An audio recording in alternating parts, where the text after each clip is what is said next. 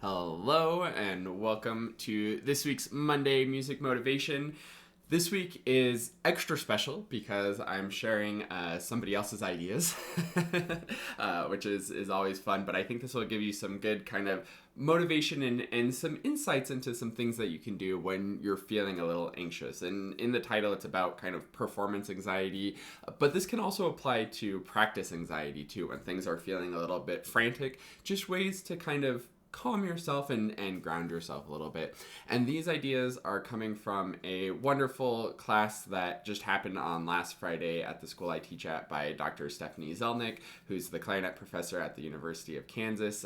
She came over and visited and did a really cool class for the whole school on different kind of breathing things and kind of like physical health things and some kind of mental health things as well. That was really a lot of fun and super enjoyable. And I wanted to share some of her ideas with all of you to give you some little bit of motivation and inspiration for your week this week. So the first thing is breathing, and it's just a couple different breathing exercises that are really good for kind of general anxiety actually, and performance anxiety is the same feeling as regular anxiety of, oh my gosh, like what's going to happen in the future? Like what's going to happen to me? Is my like ego being threatened right now as you're performing and that kind of stuff. And this is a way to just calm your body down and not freak out so much about things. So the first one is potentially familiar and is very popular to a lot of people, and I had heard of before, is called box breathing. And it's very simply where you breathe in for 4 counts, you hold for 4 counts, breathe out for 4 counts, and then hold for 4 counts. And it kind of makes a box if you think about that. So you can go ahead and try that real quick. So in 4, hold 4, out 4, hold 4. Nice and slow and easy. And in, hold, 2, 3, 4, out, hold, in, hold, out, hold, and then you can go back to breathing normally. So that one's kind of nice and gets things a little bit calmed down. And another one that was a new one that's kind of the same thing, it was called 4-7-8 breathing. And she had done a lot of interviews with doctors who deal with breathing and heart and all of those kinds of things that are important to this. And this was one that a lot of them recommended, she said, the 4-7-8. So what you do is you breathe in for 4, then you hold for 7, and as you're holding, you push your tongue against the kind of back of your teeth and the roof of your mouth, right behind your teeth, or kind of where your top teeth connect. Hold that for 7 and then breathe out for 8. So let's try a couple of those. So in, hold with your tongue against your teeth for 7, out for 8. Ready? And in, 3, 4, hold,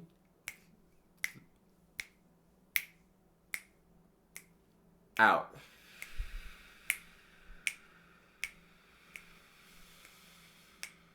In, hold,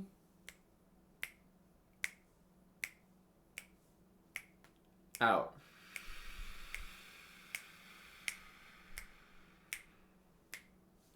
And then breathe normally. And that one I had never done before, but I found that it made a really big difference in kind of where my mental state was at and how my body was feeling. And that's what these things are about, is it sort of gets you in your body just a little bit and helps you to relax and gets you out of your head of freaking out. Because when you're focusing on those breathing patterns and focusing on the counting, it kind of occupies your mind a little bit. And the holding of the breath and exhaling slower than you inhale also kind of stimulates the vagus nerve and things like that, which gets your body in the not fight or flight mode. And that's what anxiety is that kind of fight or flight. So this is great for performing. If it's before a big piece that you have a solo in, just do one of those once or twice if you have time for it.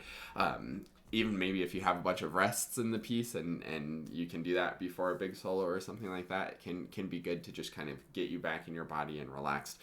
One other idea that was really cool that she shared was talking about kind of the lungs and The lungs basically work as like balloons in your chest, and we don't really have a whole lot of sensation in our lungs. So I think it was even one of the doctors said, like, when you breathe and you kind of open up your intercostal muscles and the diaphragm and all of those kind of breathing muscles, you can actually kind of like feel the lungs in those muscles, and those muscles are kind of there too, and it's almost like you're giving yourself a hug from the inside, which I thought was nice. And she kind of put it as like, when you're up there all by yourself on stage, or it feels like you're all by yourself, even if you're playing in a group, you at least always have your lungs up there with you.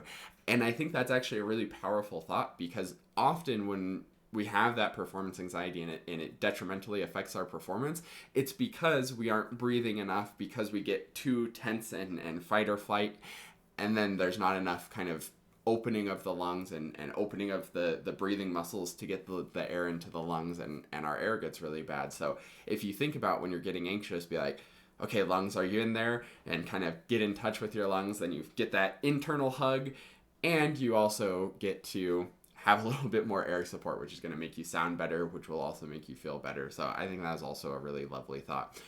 All of these things can be things that you think not just in performance, though. So if you have a performance coming up this week, then maybe this will be really, really valuable for you, or a stressful rehearsal coming up, this will be valuable for you.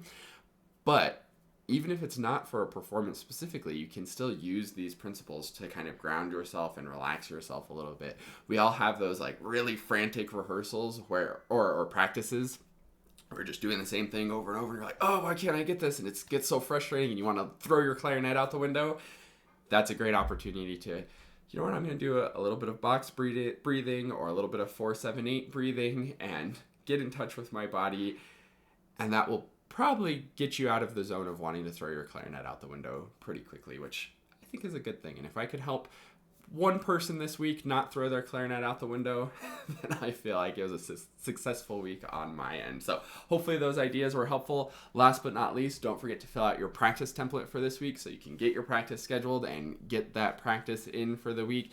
Here's what it looks like. You can go to quickstartclarinet.com/get started, or just write it out for yourself. The date for the week, reflection of how things are going, goal for what you want to accomplish this week, and when you're going to make it happen. And then you take that plan of when you're going to make it happen, and you get that in your calendar, and get it scheduled and put it in your planner, set the reminders, do whatever you do to organize your life so that practicing isn't just a thing that you do whenever you feel like doing it, which is basically going to be never. And instead it's something that you're committed to, and it's a habit and a routine that you stick to so that you continue growing week after week. So I hope everybody has a fantastic week. Let me know if you have any questions about anything in the comments below. Thanks so much for watching, and I'll see you next week on the next Monday Music Motivation. Have a great week. Bye.